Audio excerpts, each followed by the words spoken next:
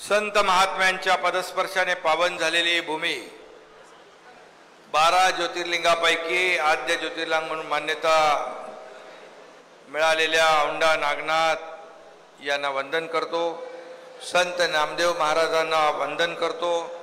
आणि आज निवडणुकीचा शेवटचा दिवस आहे, प्रचाराचा आपला शेवटचा दिवस आहे। या आपल्या महायुतीच्या लोकप्रिय उमेदवार बाबूराव कदम यांच्या प्रचार सभेला उपस्थित आपले आमदार राजू नवघरे, आमदार संतोष बांगर, आमदार बालाजी कल्याणकर, आमदार विप्लव बजोरिया, आनंद जाधव, शिवाजीराव माने, माजी खासदार मंगेश कुडाळकर, पाशा पटेल, राजू चापके, श्रीकांत पाटील, उज्ज्वलाताई तांबाळे, शिवदास गोडेवार, कांचनताई शिंदे, त्र्यंबक कदम आणि ज्यांनी आताच आपल्या महायुतीच्या उमेदवाराला पाठिंबा दिला आणि माघार घेतली ते शिवाजीराव जाधव। व्यासपीठावरील सर्व सन्मान्य मान्यवर ज्यांची नावे राहिली असतील ते सर्व या ठिकाणी उपस्थित मान्यवर आणि भर उन्हात अजून लोक येत आहेत, रस्त्याला अजून गाड्या आहेत, भर उन्हात या ठिकाणी आपण आज उपस्थित झालात। आज शेवटचा दिवस असल्यामुळे मला इथून वाशिम करून आज आपले केंद्रीय गृहमंत्री अमित शाह साहेबांचा अमरावती दौरा आहे, तिकडेही जायचं आहे आणि म्हणून आपल्याला मी विनंती करायला आलोय। खरं म्हणजे आता आपण ठरवलेलं आहे, एक सर्वसामान्य कार्यकर्ता बाबूराव कदम आपल्या समोर उमेदवार म्हणून दिलेला आहे आणि म्हणून आता सगळे म्हणतात हिंगोलीच्या विकासाचं एकच नाव बाबूराव बाबूराव बाबूराव, दुसरा आहे का काय? बाबूराव आपल्या गेले अनेक वर्ष काम करतोय आणि त्याला संधी दिलेली आहे। सर्वसामान्याला संधी देणारे बाळासाहेबांची शिवसेना आहे आणि म्हणून जसं राजू नवघरे इथं म्हणाले की त्यांनी या भागातल्या मतदारसंघातल्या ज्या योजना आहेत, ज्या समस्या आहेत, जे प्रश्न आहेत त्याला हात घातलेला आहे। खरं म्हणजे आमदार असावा तर राजू नवघरे सारखा असावा, कारण शेवटी सरकार म्हणून आपल्याला काही मिळवायचं असतं तर त्यासाठी आपल्याला पाठपुरावा संघर्ष कधी कधी करावा लागतो आणि त्यांनी जाहीरपणे काही पोटात एक ठेवलं नाही। मला त्यांनी प्रामाणिकपणे सांगितलं, साहेब या मतदारसंघामध्ये आमच्या ज्या काही मागण्या आहेत, समस्या आहेत त्या आपल्याला सोडवायला पाहिजे। मी म्हणालो हे सरकार सर्वसामान्यांचं आहे, शेतकऱ्यांचं आहे, कष्टकऱ्यांचं आहे, कामगारांचं आहे, माता भगिनींचं आहे, तरुणांचं आहे, तरुणांच्या हाताला काम मिळालं पाहिजे म्हणून वसमत येथे आपण MIDC जाहीर केलेली आहे आणि त्यामुळे MIDC होईल, रोजगार मिळेल, तरुणांच्या हाताला काम मिळेल, बरोबर ना? आणि म्हणून आज मी एवढंच सांगेन, बाबूराव हा शेतकऱ्याचा मुलगा आहे। सर्वसामान्य तुमच्यापैकी एक बाबूराव इथं उमेदवार आहे। आता सर्वसामान्य माणसाच्या घरातल्या उमेदवाराने निवडणूक लढवू नये असं काही कायदा आहे, परंतु काही जे सरंजामदार आहेत, आता मी राजूच्या घरी गेलो होतो, त्याचं घर एकदम साधं आहे, साधेपणाने राहतो, परंतु तुम्ही त्याला निवडून दिलं, आज विधानसभेमध्ये तुमचे प्रश्न तो मांडतो। म्हणजे शेवटी आपलं हे महायुतीमध्ये जसं शिवसेना भाजपा गठबंधन होतं, मी आणि देवेंद्रजी काम करत होतो।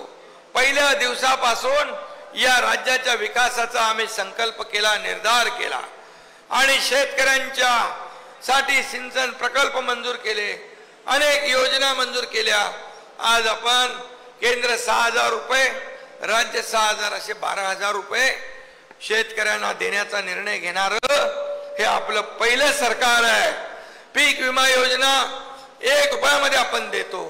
हे सरकार आपलं शेतकऱ्यांच्या पाठीशी उभं राहणार आहे आणि म्हणून बाबूराव पाटील, बाबूराव कदम हा जो काही या ठिकाणी आपल्याला दिलेला आहे, आपल्याला त्याला निवडून आणायचं आहे।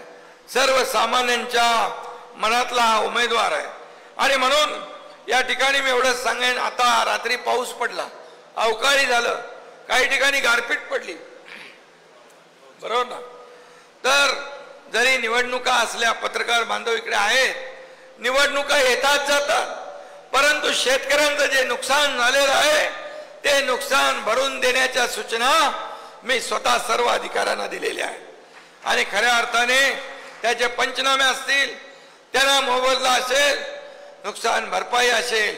ही आतापर्यंतच्या इतिहासामध्ये आपण शेतकऱ्यांच्या आतापर्यंत इतिहासात 15,000 कोटी रुपये नुकसान भरपाई आपण दिली. शेतकऱ्यांसाठी 35,000 कोटी रुपये विविध योजनांसाठी आपण दिले. सिंचन प्रकल्प महाविकास आघाडीत 2-4 प्रकल्प मंजूर केले होते. राजूला माहिती आहे आपण किती केले, 122 सिंचन प्रकल्प आपण मंजूर केले.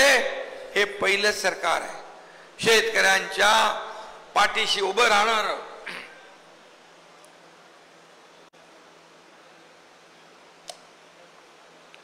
आणि म्हणून आपल्या देशाला पुढे न्यायचं असेल, देशाचा विकास करायचा असेल, आज देश गेल्या 10 वर्षात आपण पाहिलं, 50-60 वर्षामध्ये गरिबी हटाओचा नारा देणारे पक्ष आपण पाहिले, पण गरिबी हटली नाही. गरीब हटला, परंतु गरिबी नाही हटली. पण केंद्र सरकारने मोदी साहेबांच्या नेतृत्वाखाली 25 कोटी लोकांना गरिबीच्या रेषेच्या वर आणलं, दारिद्र्य रेषेच्या वर आणलं. आज हा फरक आहे. आज 50-60 वर्षात जे झालं नाही ते 10 वर्षात झालं. आज 10 वर्षामध्ये केलेला कारभार बघा आणि 50-60 वर्षात केलेला कारभार बघा. जर त्याची तुलना केली तर त्याची एका 10 वर्षाची हिमालय एवढी उंची जाईल आणि 60 वर्षाची एक छोटी टेकडी दिसेल. हा फरक आहे. आणि म्हणून सर्वसामान्यांसाठी अनेक योजना केल्यात, शेतकऱ्यांसाठी, कष्टकऱ्यांसाठी, कामगारांसाठी, माता भगिनींसाठी. आपल्या सरकारने एकच ठरवलंय की हा शेतकरी आपला अन्नदाता आहे, आपला मायबाप आहे. आणि तरुण यांना रोजगार मिळाला पाहिजे, गरिबाला न्याय मिळाला पाहिजे, महिलांना न्याय मिळाला पाहिजे. ही भूमिका आपल्या सरकारची आहे. आणि म्हणूनच मी आज एवढंच सांगेन की समोरच्या लोकांकडे काही मुद्दे नाही, आरोप प्रत्यारोप. मगाशी शिवाजीराव म्हणाले की काय म्हणाले, ते समोरचे लोक आज ज्यांचं जेवढं आपण राजकारणात जेवढे वर्ष काम केलं तेवढं वय देखील ज्यांचं नाही आहे ते आज भ्रमिष्ट झालेले आहेत. त्यांचं सरकार गेल्यामुळे सैरभर झालेत, त्यांच्या पायाखालची वाळू सरकली आहे. तर बाप 1 नंबरी, बेटा 10 नंबरी असं काम सुरू आहे. काही आरोप अनापशनाप आरोप करायला लागले. काय म्हणाले, काय नीच म्हणाले. नीच म्हणून शिवी तुमच्या मुख्यमंत्र्याला दिली, एका शेतकऱ्याच्या मुलाला ही नीच शिवी तुम्ही सहन करणार? अशा लोकांना तुम्ही जवळ करणार? आज शेतकऱ्याचा मुलगा मी पण आहे, शेतकऱ्याचा मुलगा बाबूराव कदम पण आहे. गोर गरिबांना आपण न्याय देण्याचं काम करतो. ज्या समाजातून आपण आलोय त्या समाजाला देखील, बहुजन समाजाला देखील ही शिवी दिली. मी काही बोललो नाही. तुम्ही आणखी शिव्या द्या. या शिव्यांचा हिशोब येत्या 26 तारखेला ही जनता मतपेटीद्वारे देणार आहे. आणि म्हणून मी एवढंच ठरवलंय, तुम्ही आरोप करा, मी आरोपाला कामातून उत्तर देईन. आणि म्हणून हा सर्वसामान्यांचा मुख्यमंत्री म्हणून मी काम करतोय.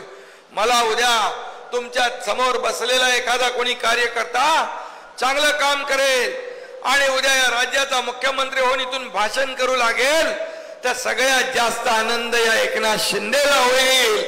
अशा प्रकारचं काम आपल्याला करायचं आहे.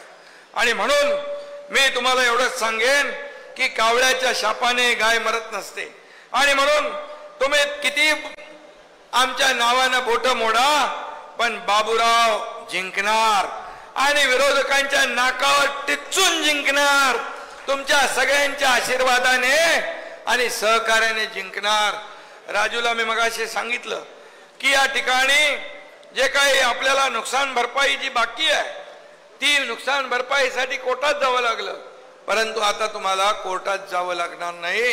हा एकनाथ शिंदे तुमच्या पाठीशी उभा आहे आणि म्हणून तो न्याय देण्याचं काम आपण करू. आणि त्याचबरोबर पीक विमा योजना असेल, सिंचनाचे प्रकल्प जे 40,000 शेतकऱ्यांना जर फायदा होणार असेल त्याला आपण प्राधान्य देऊ.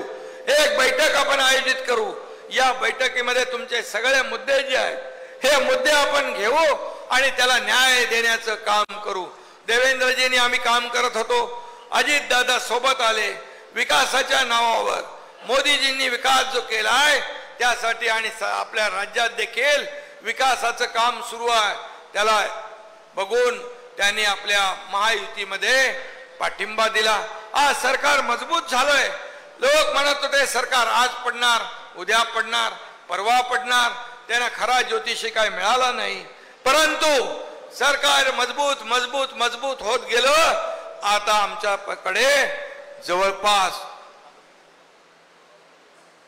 250 आमदारांचं मताधिक्य आहे. आणि म्हणून या लोकसभेच्या निवडणुकीमध्ये आपण जे जे काय आपण करणार आहोत ते लोकांसाठी करणार, सर्वसामान्य लोकांसाठी करणार. म्हणून मला फिरताना सोयाबीन आणि कापूस या बाबतीत देखील थोडे जे दर कमी झाले यासाठी देखील आम्ही शेवटची कॅबिनेट मध्ये या शेतकऱ्यांसाठी 4,000 कोटीची तरतूद करून ठेवलेली आहे. आणि ते देखील पैसे आचारसंहिता संपल्यानंतर या शेतकऱ्यांना मिळतील. कारण बाजारभाव खाली आल्यामुळे कापसाचा आणि सोयाबीनचा भाव कमी झाला आणि म्हणून ते देखील आम्ही विचारपूर्वक निर्णय घेतलेला आहे. आणि नक्की त्यामध्ये शेतकऱ्यांना आम्ही वाऱ्यावर सोडणार नाही. त्याचबरोबर आज मी या ठिकाणी हेही सांगेन की आज काही लोक भूल थापा देत आहेत, संभ्रम निर्माण करतायत, संविधान बदलणार, अंक बदलणार. तुम्हाला मी सांगतो, मोदीजींनी देखील सांगितलंय जब तक सूरज चांद रहेगा बाबासाहेबांचं संविधान कोणी बदलू शकणार नाही आणि ही हिम्मत कोणी दाखवू शकत नाही. संविधान दिन 50-60 वर्ष काँग्रेसने साजरा केला नाही, पण संविधान दिन आपल्या केंद्र सरकारने, मोदी सरकारने सुरू केला. 2015 साली दरवर्षी संविधान दिन होतोय. बाबासाहेबांना पराभव कोणी केला निवडणुकीमध्ये? काँग्रेसने केला. काँग्रेसने बाबासाहेबांचा पराभव केला. बाबासाहेबांच्या बद्दल बोलायचा नैतिक अधिकार काँग्रेसला नाही. त्याचबरोबर बाबासाहेब म्हणायचे हे काँग्रेस हे जळकं घर आहे, याच्यापासून लांब राहा. बाबासाहेबांनी तेच सांगितलं आणि हिंदू हृदय सम्राट बाळासाहेबांनी तेच सांगितलं, या काँग्रेस पासून दूर राहा. पण या काँग्रेसला खांद्यावर घेतलं, डोक्यावर घेतलं आणि म्हणून आम्ही 2 वर्षापूर्वी एक उठाव केला आणि सरकार पलटवून टाकलं. सरकार पलटवण्याचं कारण जे सरकारमध्ये बसले ते बाळासाहेबांचे विचार सोडले, या महाराष्ट्रातल्या तमाम जनतेशी बेईमानी विश्वासघात केला आणि म्हणून लोकांना न्याय देणारं सरकार, लोकांच्या मनातलं सरकार आम्ही स्थापन केलं. आणि म्हणून आज हे सरकार सर्वसामान्यांचं आहे, सर्वसामान्यांना मदत करणार आहे. घरात बसून सरकार चालवता येतं का? अजित दादा किती वाजता उठतात राजू? सकाळी लवकर. हा एकनाथ शिंदे पहाटेपर्यंत काम करतो, पहाटे अजितदादा काम सुरू करतात, देवेंद्रजी दिवसभर काम करतात. म्हणजे 24/7 आपलं सरकार चाललंय ना. आणि मग घरी बसून राज्य चालवता येत नाही, फेसबुक लाईव्ह वरून राज्य चालवता येत नाही. उंटावरून शेळ्या आखता येतात का? येतात? नाहीये. आणि म्हणून आपल्याला मी एवढंच सांगतो की जे काही लोक आज आपल्याला काही आपल्यामध्ये संभ्रम निर्माण करतायत, मराठा आरक्षणच्या बद्दल मला राजू सांगत होता. मराठा आरक्षण गेले अनेक वर्ष ज्यांच्या हातात होतं द्यायचं त्यांनी दिलं का? नाही दिलं. मराठा मोर्चाला मूक मोर्चा म्हणून ज्यांनी टिंगल केली तेही या महाविकास आघाडीत आहेत. आणि आज आपण आपल्या सरकारने मराठा आरक्षण विशेष अधिवेशन घेऊन 10% देण्याचा निर्णय घेतला. तो टिकू नये म्हणून कोण कोर्टात गेलंय? हेच महाविकास आघाडीतले लोक. आज ते आपण तुमच्या समाजाच्या सुदैवाने आपण टिकवलंय. हे सरकार मराठा आरक्षण टिकवून दाखवणार, कायद्याच्या चौकटीत बसवून दाखवणार, हा एकनाथ शिंदेचा शब्द आहे. आणि म्हणून मी आपल्याला एवढंच सांगतो, कुणबी प्रमाणपत्र कधी मिळत होते, अनेक वर्ष निर्णय होता, नियम होते, कुणी दिले? आपल्या सरकारने दिले. कुणबी प्रमाणपत्र देण्याचा निर्णय आपल्या सरकारने मराठवाड्यात घेतला. त्यामुळे तुम्ही सावध राहिलं पाहिजे.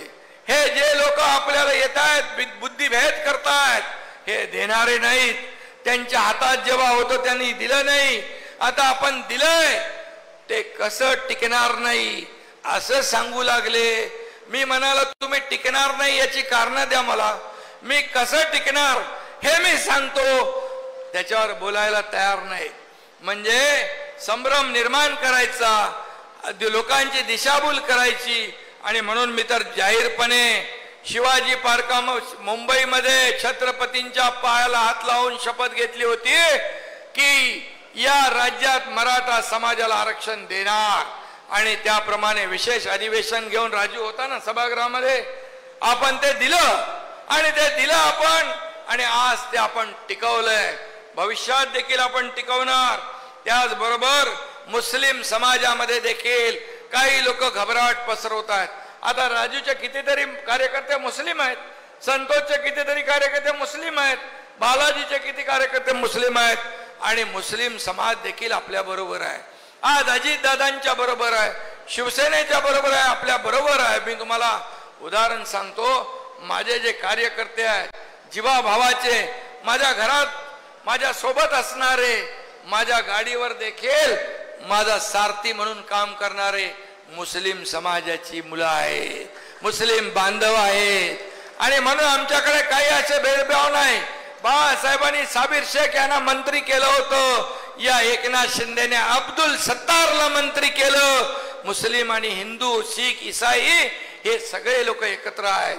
फक्त बुद्धिभेद करतायत, घाबरवतायत. आता केंद्राच्या ज्या योजना आहेत, 80 कोटी लोकांना मोफत राशन देण्याचा, त्याच्यामध्ये हिंदू पण आहेत, मुस्लिम पण आहेत, शीख पण आहेत, ईसाई पण आहेत. त्याच्यामध्ये काय आपण वर्गवारी केले का? तर नाही. आणि म्हणून ज्या केंद्राच्या योजना आहेत त्याचा देखील लाभ हिंदू समाजाप्रमाणे मुस्लिम समाजालाही मिळतो. फक्त घाबरवण्याचं काम सुरू आहे, दिशाभूल करण्याचं काम सुरू आहे. आणि म्हणून ज्यांनी काँग्रेसने मुस्लिम आणि दलित यांना फक्त वोट बँक म्हणून वापरलंय, फक्त वोट बँक, निवडणूक आली की त्यांना घाबरवायचं, मतदान आपल्या पारड्यात टाकून घ्यायचं, निवडणुका गेल्या की त्यांना गरीबच ठेवायचं, असं आपलं सरकार नाही. पाशा पटेल इथं बसलेत. पाशा पटेल काय काम करतायत? बांबू लागवडीचं काम.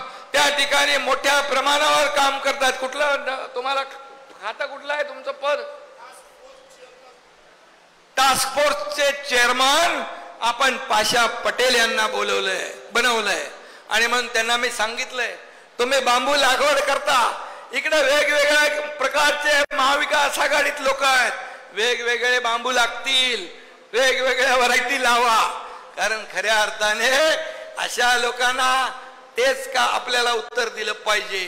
आणि म्हणून मी आपल्याला विनंती करीन की मुस्लिम समाज असेल, दलित समाज असेल, धनगर समाजाला देखील आपण जानकर, महादेव जानकर यांना उमेदवारी दिली, धनगर समाजाला पण न्याय दिला आपण. आणि म्हणून असं हे काम आपल्या महायुतीचं आहे. आणि त्यामुळे तुम्हाला फक्त एवढंच सांगतो, मौलाना आझाद मंडळ आपला आहे, त्याला 30 कोटी रुपये होते, आपल्या सरकारने 500 कोटी केले. 530 कोटीचे डायरेक्ट 500 कोटी केले. मुस्लिम समाजाच्या वस्त्यांमध्ये रस्ते झाले पाहिजे, तिथं 500 कोटी दिले. पाणी पुरवठा योजना झाल्या पाहिजे, तिथं 500 कोटी दिले. त्यांची समाज भवने झाली पाहिजे, सभागृह झाली पाहिजे, तिथं 500 कोटी दिले. हे कोणी केलं? हे आपल्या सरकारने केलं. आपल्या सरकारने केलं. जेव्हा गणपती आणि तुमचं ईदे मिलाद जी होती ते एकाच दिवशी येत होत्या मिरवणुका, मुस्लिम समाजाने सांगितलं आम्हाला 1 दिवस सुट्टी द्या. आपण त्यांना 1 दिवस सुट्टी देखील दिली. कुठेही भेदभाव आपला नाही. परंतु एक काँग्रेस, महाविकास आघाडी यांच्या भूलथापांना बळी पडू नका. तुमचा फक्त वापर वापर आणि वापरच करून घेणार, नंतर ते वाऱ्यावर सोडणार. परंतु आम्ही आपल्या सोबत प्रत्येक समाजाच्या, प्रत्येक धर्माच्या, आज बघा गुन्ह्या गोविंदाने उत्सव साजरे होत आहेत. गणपती होतोय, नवरात्र होतोय, रमजान होतोय, ईद होतीय, आपले 25 डिसेंबरला नाताळ होतो. सगळे आपण एकत्र गुन्ह्या गोविंदाने काम करतो. आणि म्हणूनच मी तुम्हाला एवढी विनंती करतो की येत्या 26 तारखेला राजू, तुला मी एवढंच सांगतो की जे जे आपल्या मनामध्ये आहे, जे इथले प्रश्न आहे, ते बेधडकपणे मला सांग, बेधडकपणे सांग. आणि बेधडकपणे ऐकणारा मी मुख्यमंत्री आहे. हा मुख्यमंत्री ऐकणारा आहे आणि ऐकून निर्णय घेणारा आहे. पहिलं सुनवाई पण नव्हती, कारवाई पण नव्हती, भेटणं तर दूर की बात होती. आता हा 24 तास भेटणारा मुख्यमंत्री आहे. त्यामुळे काळजी करू नको. आणि त्याचबरोबर मी दुसरं एक सांगतो, जे जे तू मुद्दे इकडे मांडले, या मुद्द्यांना बिलकुल न्याय दिल्याशिवाय आपलं सरकार स्वस्थ बसणार नाही. कारण एक होतकरू आमदार, एक सर्वसामान्यांमध्ये लोकप्रिय आमदार अजितदादांनी देखील आपल्याला शुभेच्छा दिल्या. अजितदादांना इकडे आपल्याला येता आलं नाही, त्यांची सभा आहे आणि त्यामुळे एका ठिकाणी 2-2, 3-3 नेते येऊ शकत नाहीत. आणि म्हणून कुठे मी असतो, कुठे अजितदादा, कुठे देवेंद्रजी, कुठे आमचे मंत्री. आणि म्हणून आपण सगळे एक आहोत, एक दिलाने. हीच आपल्याला एक संधी आहे खऱ्या अर्थाने ढोंगी लोकांना त्यांची जागा दाखवण्याची. किती वर्ष तुम्हाला फसवलं, 50-60 वर्ष फसवलं, पण 10 वर्षात तिकडे केंद्रात आणि 2 वर्षात आम्ही राज्यामध्ये बंद पडलेले प्रकल्प राजू सुरू केले की नाही. आपण आज सुरू झाले, आज लोकांना त्याचा फायदा होतोय. आपण नुकसान भरपाईमध्ये सगळे नियम बाजूला ठेवले, NDRFचे नियम बाजूला ठेवले, 2 हेक्टरची 3 हेक्टर केली. सततच्या पावसामुळे होणारं नुकसान आपण धरलं जात नव्हतं, ते आपण धरू लागलो. कितीतरी आपण निर्णय घेतलेत. आणि म्हणून मी आपल्याला एवढीच विनंती करीन की येत्या 26 तारखेला आपण या निवडणुकीमध्ये, त्याचबरोबर एक राजू आपले शिवाजी जाधव यांना देखील धन्यवाद देतो. एक विनंती केली मी आणि देवेंद्र फडणवीसांनी सांगितल्याबरोबर त्यांनी आपल्या बाबूराव कदम याला पाठिंबा देऊन टाकला. त्यांचं देखील टोकाई सहकारी साखर कारखाना जो आहे अडचणीत आहे, 25,000 सभासद आहेत, शेतकरी आहे, त्यांना देखील न्याय मिळाला पाहिजे आणि तो नक्की आम्ही न्याय देऊ. आणि अशा प्रकारचं मी आपल्याला आश्वासन देतो. पुन्हा एकदा शेवटी शेतकऱ्यांचं सरकार आहे आणि म्हणून जे काही कामं राहिली असतील ती कामं नक्की मी आपल्याला या ठिकाणी चिमटा धरणाच्या बद्दल पण काहीतरी आहे ना वाटतं,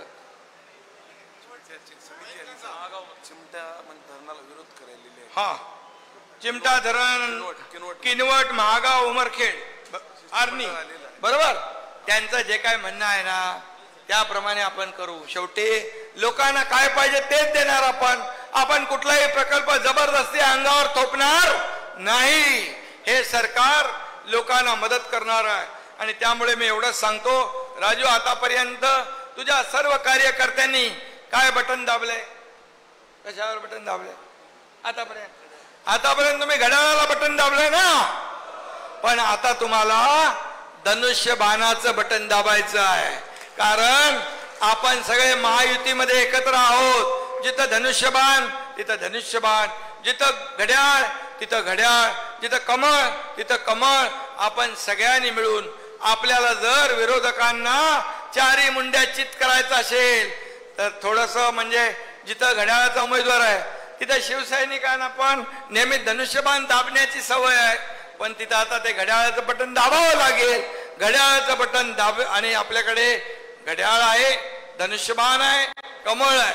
आणि म्हणून येत्या 26 तारखेला तुमचा बाबूराव कदम हा विजयी झाला पाहिजे ना. तुम्ही धनुष्यबाणावर बटन दाबणार ना?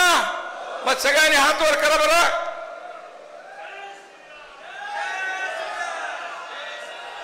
आणि म्हणून मी आपल्याला विनंती करतो राजू, तुझे जे काय तुझ्या मतदारसंघातले प्रश्न किंबहुना इतरही आपले 5-6 मतदारसंघ आहेत, यांना देखील न्याय देण्याचं काम आपलं सरकार केल्याशिवाय राहणार नाही एवढा शब्द आपल्याला देतो. आणि पुन्हा एकदा बाबूराव आपल्याला मनापासून आपलं अभिनंदन, बाबूरावचं अभिनंदन करू का? करू ना. आणि बाबूराव हे गरीब कार्यकर्ता आहे. आपण त्याला आता मुंबईला नाही दिल्लीला पाठवायचं आहे आणि म्हणून दिल्लीत जाऊन तुमचा आवाज बुलंद करेल. या हिंगोली मतदारसंघामध्ये जी अडलेली पडलेली थांबलेली कामं जी आहेत ती पूर्ण केल्याशिवाय बाबूराव काय ते आहे त्याचा आला बाबूराव. आता बाबूराव आलेला आहे आणि तुमची सेवा करायला आलेला आहे. त्याला सेवेची संधी द्या आणि येत्या 26 तारखेला धनुष्यबाणाच्या समोरचं बटन दाबून बाबूराव कदम यांना विजयी करा. आणि बाबूराव कदम हे प्रचंड मताधिक्याने विजय होतील. तुमचा वसमत सगळ्यात जास्ती राजू, सगळ्यात जास्ती मला तुझ्या वसमत मधून लीड पाहिजे. मिळेल ना? 100% मिळेल सांगितलं. ठीक, धन्यवाद. जय हिंद, जय महाराष्ट्र. शक्तीपीठ महामार्ग पोहरादेवी किंवा माहूरला जोडा असं त्यांचं म्हणणं आहे. शक्तीपीठ महामार्ग जो आहे पोहरादेवी अथवा महाऊर तीर्थक्षेत्राला जोडण्याबाबत माझ्याकडे विनंती आलेली आहे. मी तात्काळ संबंधित अधिकाऱ्यांना हे पाठवतो आणि तशा प्रकारची अलाइनमेंट जी आहे ती करण्याच्या सूचना मी त्यांना देतो. धन्यवाद.